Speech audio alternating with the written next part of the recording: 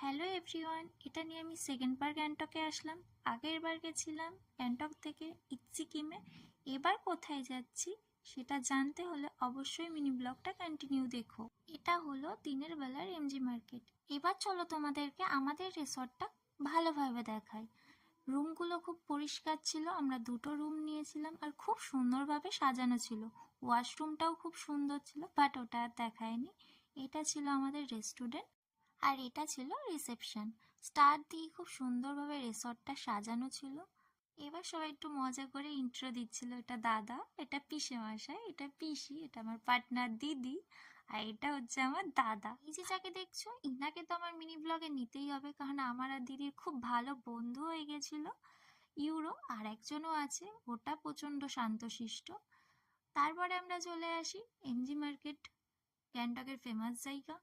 রাতে আলাদা সৌন্দর্য লাগে, দিনে আলাদা সৌন্দর্য লাগে। আমরা একটু মার্কেটিং করে চলে যাই আবার আমাদের রিসর্টে গিয়ে আমাদের সেই শান্তশিষ্ট বন্ধুর সাথে খেলা করছিলাম, মানে কাজির সাথে।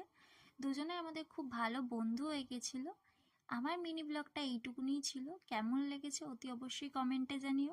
গ্যাংটক থেকে আমরা কোথায় যাচ্ছি নেক্সট ভিডিওতে অবশ্যই দেখতে পাবে। এখন সবাইকে বাই বাই।